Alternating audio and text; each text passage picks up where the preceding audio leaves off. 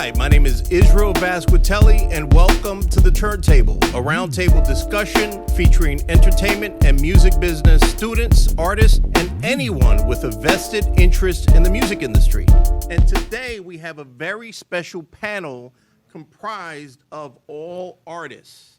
And the topic today is developing yourself, the things that you do to get yourself where you need to be. So I want to go ahead first and kind of go around the table and have everybody introduce themselves. Let's start over here with the map. Okay, my name is Kristian the Map. I'm from Washington, D.C. I live in Orlando now, and very excited to be here with you guys.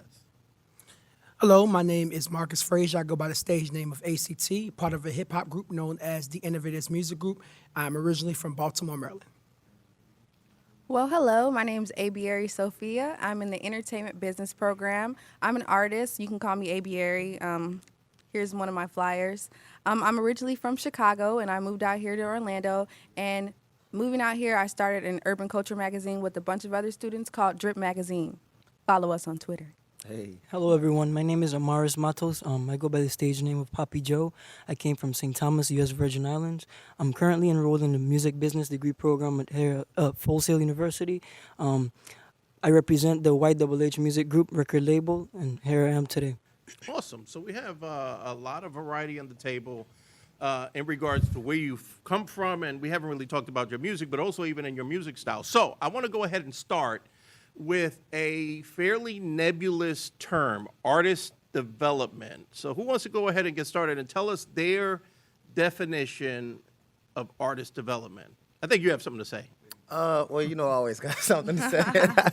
I think artist development, when you think about the term and where it originates, you kind of got to separate the differences in the culture and the time that we're in. So in the old, I would say, infrastructure of record labels, being signed to a major label and being in that whole cataclysmic, series of just occupations and people that you have to answer to, artist development is more about connecting the artist, building the artist to the point where they are ready to be consumed by the masses, right? Mm-hmm. So artist development from that time would be linking the artist with the producer, linking the artist with the writer, hooking the artist up with fashion branding and stylist and all of those. Actually building an artist from scratch. So maybe you might be at a showcase and you see an artist and you see talent, but now you have to get an artist development to attach to that person and make them now ready for the masses. I think now in 2018, it's a completely different thing. Now that independent is more so the route, you kind of have to be a developed artist before you even, you have to develop yourself now. You already have to have your Instagram and your Twitter handles already straight, your website's already got to be fly, your brand has already got to be on point. So now artist development bleeds into other areas. You know what I mean? Now artist development is more about marketing. Marketing is, it's like anybody on your team is in marketing, period. Right. It's all about marketing because, like I said, you should already be developed to a certain extent if you're an independent artist in 2018. And if that's the case, your artist manager now or your artist development now is going to be more into the marketing side, more into the communication side, more into the branding. And that's going to be what's going to, catapult you to that next level, in my opinion. I think it's just two different structures. I think the term developed in a certain era, and it's a little outdated, in my opinion, now, because the roads are so blurry now with all the things that you have to do as an artist. True. Yeah. I agree. I honestly think that because, like what you were saying, how everything is kind of translated into being independent, artist development, I think, is really just helping an artist decide who they want to be, because there's so many different routes. It's like, do I want to be a songwriter? Do I just want to make Instagram musically videos? I'm getting paid for that, doing sponsorships, doing that. Do I really want to build myself and sign to a major label or an independent label? It's so many different avenues. So it's just really helping them decide who they want to be and how they want to project themselves into the industry and the world. And speaking of blurring the lines, you're also a producer, right? Yes. So how does that fit into the spaces and how do you separate those two things? Or do you separate them? Me personally, like I said, because everyone's doing their own thing nowadays, it's like a package deal. That's how I want to do it as a songwriter. I will kind of give labels or artists who would like me to write for them, I would like to give them a kind of a structure with the beat programming that I've done and with the lyrics already there, just in case, and we can work that way, just so people can kind of get a rhythm and a feel for, you know, the cadence that I'm bringing or the flow that I'm bringing, so we can I can understand you and you can better understand me that way. 100%. Yeah. Nice. Anything else you guys want to add? I would say as far as artist development is concerned, which by the way, you guys really hit the hammer on the nail. I think if you think about the term development means creation. And when you're thinking about the creation, you want to start off with yourself. A lot of times we get into the habit of, you know, we take these artists to major labels and we, you know, say, oh, this is what we want to do with them. Or they come to our labels and we're like, this is what we want to do with them. But in reality, I think artist development starts with yourself. Right. You have to figure out what you want to do. So like you mentioned earlier, do you want to be an R&B singer? Do you want to be a rapper? Do you want to be a DJ? Which type of artistry, which lane would you like to go to? And then once you figure that out, then you can start to figure out which type of lane you want to be in. So for example, you know, myself, I'm a rapper, or an MC as I like to call it. So if I'm an MC, what type of MC do I want to be? Do I want to be a trap MC? Right. Do I want to be boom bap? Do I want to be boom trap? Do I want to be an MC that raps over Korean pop? You know, just different examples like that. So once you figure out what's going on with you, then you can present yourself to others. But I think it's always important in terms of artist development to figure out yourself before you go out there, so you have your own self-identity. At least that's my opinion. I like that. I like that. Yeah, I agree with your opinion. I'd love to learn a little bit about what you folks have done and are currently doing to do just that, to develop yourselves. So what are some of the things that you folks are up to? Social media marketing is a very essential thing. I do that on a regular basis, every day, like Monday. It doesn't matter what day, Tuesday, Wednesday, Thursday, Friday. I always, you know, network with people. Word of mouth is a very important thing. I tell people, like basically to follow me on Instagram, to add me on Snapchat, to add me on Facebook. That way they can see what type of content I'm producing on a regular basis. So social media marketing is a very essential thing. I do that. That's the number one thing. I also create music on a regular basis. Even though I'm a student, I always make music on times that I'm really not busy. That way I can like I can increase my skills, you know, because I'm always busy. So I find a way to always increase my skills with songwriting and stuff. So those two are very important things. Awesome. Nice. What else? Well, me personally, over the years, I've been like in Chicago. Before I came out here, I was trying to, you know, make it in Chicago because there's so many people who've making it in Chicago in their own right. And now that I've like developed even more as an artist, I'm realizing that making it is just what you want your success to be. So we have different definitions of success, but me, I've tried out different sounds. Like this song, I Got Love for a Dreadhead. I did this with Laka Films. He's a filmmaker from Chicago. He's done a lot of, he's in the drill and the trap arena for rappers. So I thought it would be cool and innovative if I came in there as a singer doing my own sound over a trap beat. And it's kind of like Indian sounding music meets R&B meets Disney Channel happiness and on a drill beat. And I love it. some people were not, you know, some people loved it and some people hated it. So it really hurt me when I got a lot of like hundreds of like, who is this girl? This horrible, like those kind of comments. But then I got a lot of good comments and good shares, and that got me like 5,000 views. That's the most views I've ever had on a video. So me over the years, it's been like just finding my sound. Because everything is niche, you know? I'm not the kind of artist where I'm trying to sound like another artist. It's easy for a lot of artists to do that, but I'm so rooted in just being my own artist and being able to define so that I can be marketable and packaged and be able to be sold, because I am trying to make some money and I do love it, you know, but I am trying to make some money. So it's important for me to create my niche, and that's what I've been doing through like my image and stuff. I didn't change my hair so many different times, and I think this is the style for me now, hopefully, you know, if I don't change my mind, but I like it. So that's what artist development has been for me lately. Cool. I would love to piggyback off that if I can. Yeah, sure. For me personally, it's not just me as an individual. Like I have an independent label as well called Integrity of Art Music, and it really identifies the things that are most important to me. Integrity, which goes back to artist development, knowing who you are as a person, being comfortable being yourself. After integrity, it's art. I think anything you do should be done artistically. It shouldn't be done with the status quo or what everybody else is doing. So going in line, there's integrity first, then there's art, and then there's music. You know what I mean? That's third most important to me. So as far as building your brand, a thing that was really important to me is building a team. You know what I mean? It's a lot of artists out here who are just doing it by themselves, you know, making songs in their room and throwing it up on the website and being like, hey, everybody please go click my song. And when you do it, there's nothing wrong with doing that way, but when people are scrolling down the timeline, they see 15 of those, what's gonna make you stand out from that? Yeah. So for me, it was more about building a team. So, I mean, obviously you gotta have your business straight first. So like establishing your LLC, getting your Articles of Confederation, getting your business account. Like these are things that are very important if you really wanna be serious about it. From that point, then I just hired a chief marketing officer. I hired a chief financial officer. I hired a chief development officer. I hired a guy who we just call the curator of vibes. Like that's his job, is to just make sure the vibe is good between all of us. So it's like anytime you see an artist get on the Grammy stage and accept an award, they're not just saying, man, I can't do this without my team for no reason. It's like, it's not just me. You know, my name is Chris Cannon, the MAP, and the MAP stands for musician, artist, producer. So I do all of those things. I play piano, I rap, I sing, I produce my own music. But even with all of that, even with me cultivating my own sound, I can't cultivate my entire business. You know what I'm saying? And that's where you need help. That's where you need people. That's where you need ideas. That's where you need somebody who specializes in something else to be able to help you. And I think creating a team is essential to that. And some of the things that I've just recently done, I put out 2 music videos. That's the other thing I wanted to say is quality is important. If you don't have the capital to consistently put out music or content the way that you want to, when you do drop, it has to be impactful. You have to have quality. So my whole thing is like, I might not be able to drop EP every 3 months like Future, but if I do drop a video twice a year, I'm gonna put time into the quality, into the presentation, and into the marketing.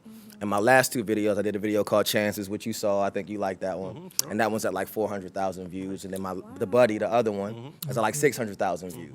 So it's like I don't have 30 videos, but the 2 I have is quality, so it'll keep the people who are watching waiting until I drop again. You know what I'm saying? That's my input on that. Most definitely. Awesome. I think he literally said like half of the things I was going I'm to sorry, say. bro. No, it's I'm all sorry. good. It's all good.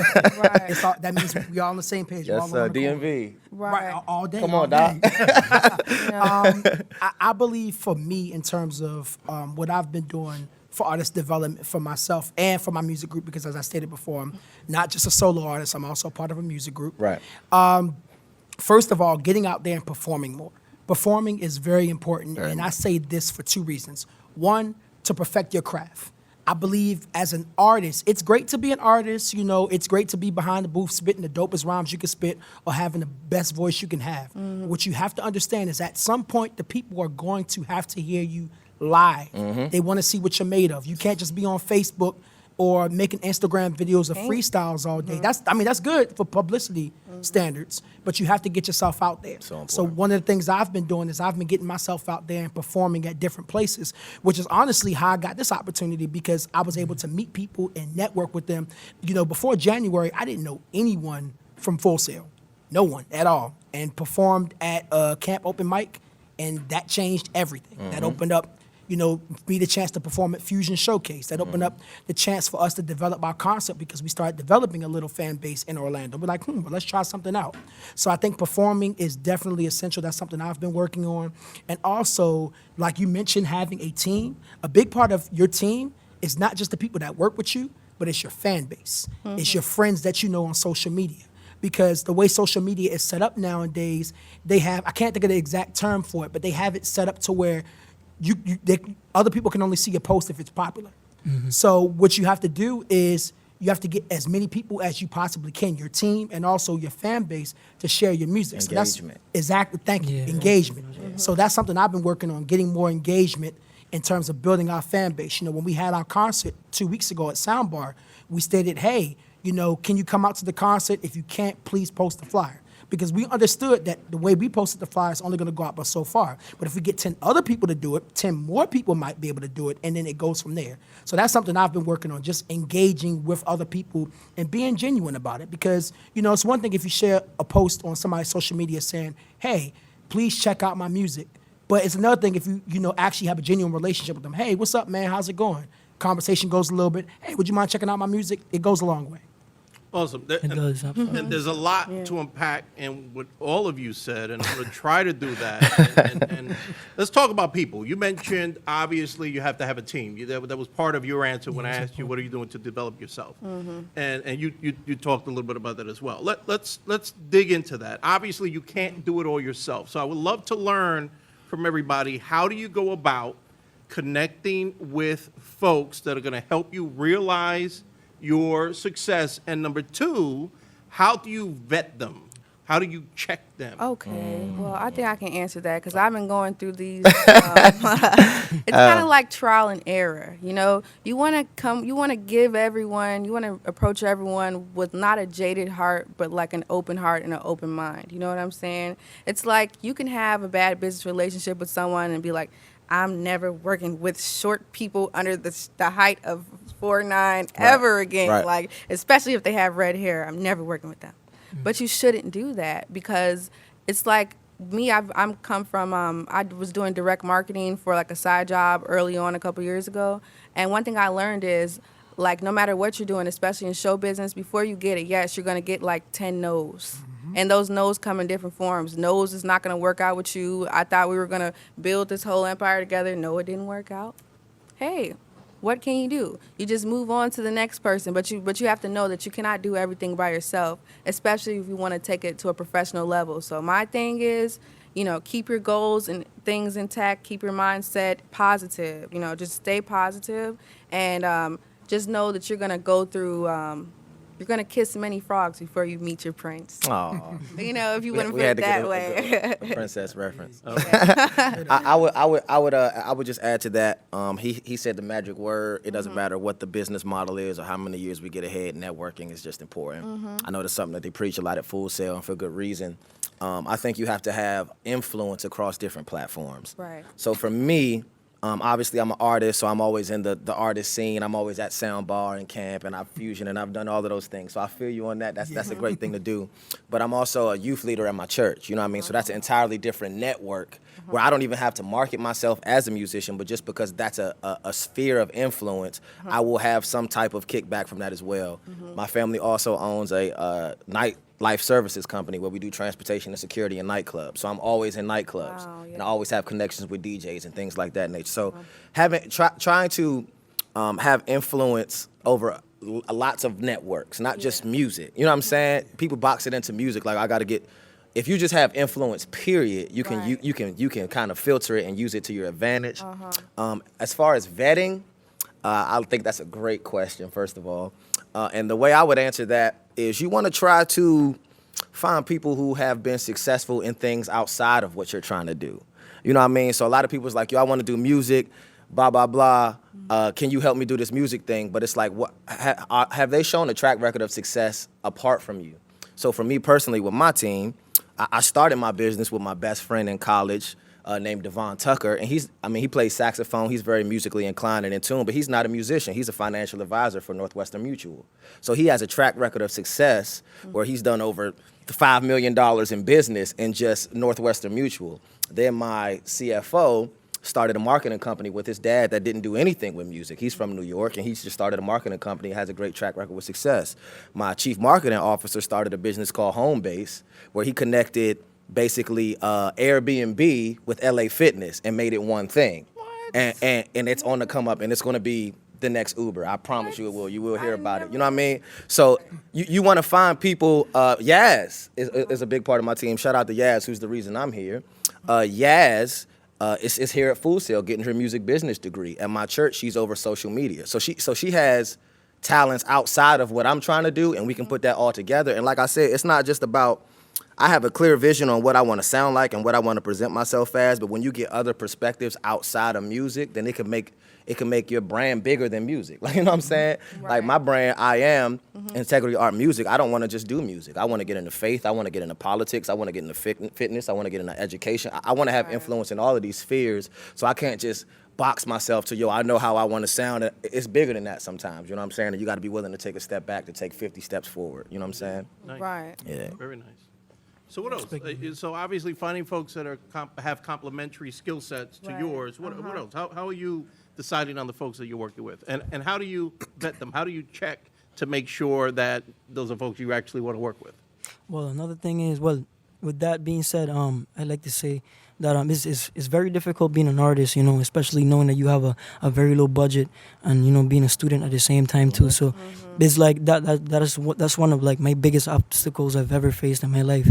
Right now I'm dealing with that, but it's very easy to like go out there and network and meet other people who do what you do. Like when it comes to film, when it comes to social media marketing, they'll understand your struggle, and they'll be there by your side and support you no matter what. And they'll be like, look, I understand that you have a low budget or whatever, but I have faith in you. If you help me build, I'll help you build as well. So it's all about just building a team, like my boy has said. So that's a very very essential part that I deal with on a regular basis. It may be difficult, but for other artists out there, I suggest that should be something they should do. To go down. I like that because so many times you come across folks and artists are no different. It's all about what could you do for me. And Right. what you were saying essentially is Exactly. mutual A mutual benefiting relationship. Did you want to add something to that? Yeah, and actually before I forget, since you mentioned somebody, I want to give a big shout out to Shaun, because if it wasn't him, I wouldn't be here. As far as vets are concerned, you have to get people that are willing to work. People that are willing to grind it out, because the thing about it is everybody wants the fame and the publicity and they want the finished product, but they don't want to see what they have to go through to get there. They don't want to experience the fact that as you said, people are not going to always support you. They don't want to experience the fact that it's going to be long hours of work with not making much money. It's going to come to the fact that you might want to have 100 people that come to your concert, but only 20 people show up. So you have to find people that really want to work, and as you said, find people who let their track record speak for themselves. So if you tell me that, hey, I do video, well, let me see the videos. Show me a link to your website, because so many people, they say they do this, and then they'll try to say, well, I don't really have the website quite up yet. Well, I'm not sure if I can put you on as a vet, because with all due respect, you don't have credible sources. And it's the same thing for us. If you ask me to produce, hey, I want to be on your track. Okay, what do you have? Well, I don't have any music out yet, but I have lyrics. That's fine and dandy, but the lyrics and the music will speak for themselves. So find people that really want to work hard and that are willing to go the extra mile. And like you said, not just so they can get something out of it, but so it can be a mutual thing. So you both can be on the come up. Indeed. So let's talk about something that's come up a few times already. And one of the things that come to mind immediately when we talk about development, getting your name out there, is almost always going to be social media. But then I heard something that I think most of us know, especially if you've been around long enough, that what really is paramount is how you connect with people in the live space. So I would love to maybe get some insight from each of you regarding how you put together those opportunities to perform in the live space and get those fans, get those connections that you probably would never, at least long-lasting relationships, that you could never make online.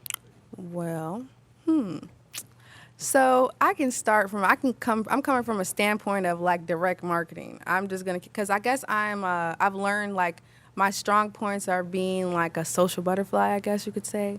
So, well, that's what my mom has always called me. So basically I can say that you have to know how to make a 5-minute friend. You can relate to someone quickly on almost anything, because we're all humans, separate that barrier, whatever you have in your mind. Like I said, don't come to any situation with a jaded heart. You have a bandana on.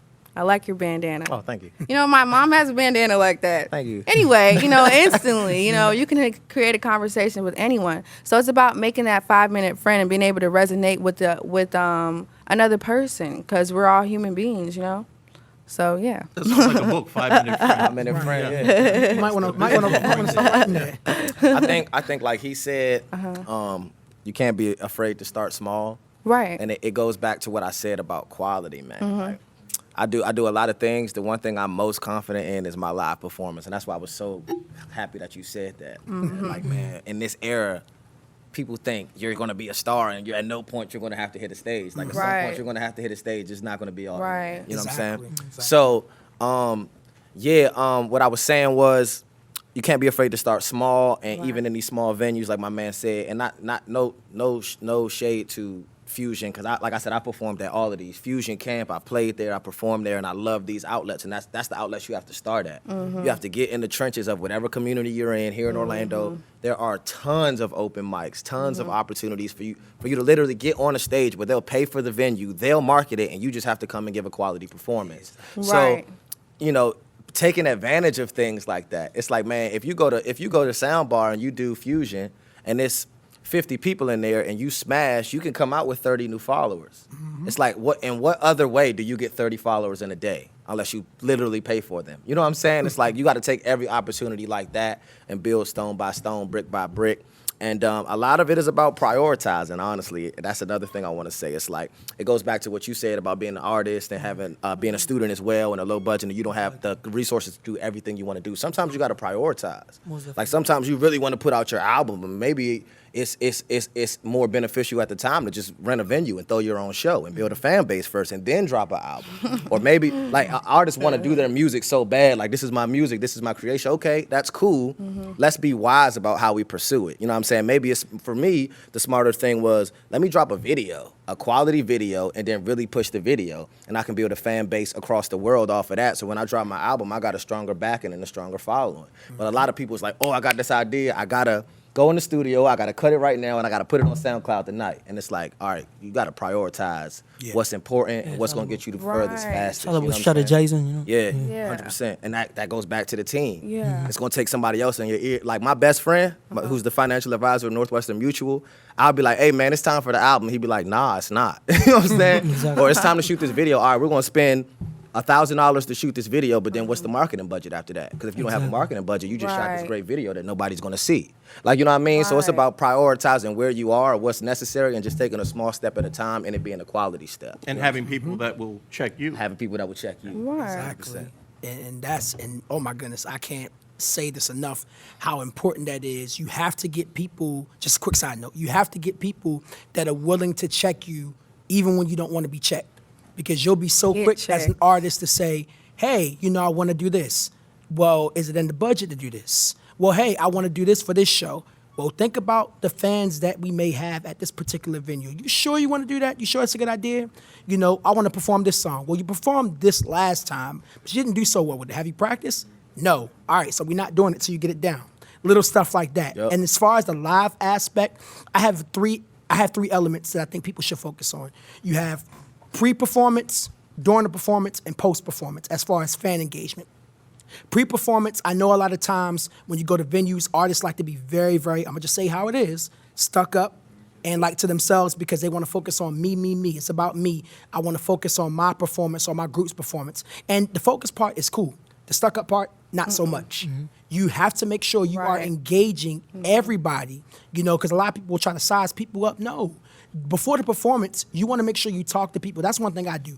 I'm a social butterfly myself. And I talk to people and I, introduce myself. I tell them where I'm from, little 2-3 minute conversation, and I go from there. They'll ask, are you performing tonight? Yeah, I'm performing tonight. Okay, I look forward to seeing you. Because you've already built that genuine relationship beforehand. You didn't wait for them to come up to you afterwards and then start talking. You built a relationship. It's like you pursuing, if you're a man pursuing a woman, a woman pursuing a man. If you really want them, you're not gonna wait until you did your thing. You're gonna go to them before and, hey girl, what's your name? You know what I'm saying? Now, once you get on that stage during the performance, he recently saw my video where I jumped off the stage and was interacting with people while I was performing. I love doing that. If I'm spitting a love song, especially since I'm a single man, I'll go up to a woman and I'll just start spitting rhymes to her. Hopefully she don't have a boyfriend. But just engaging.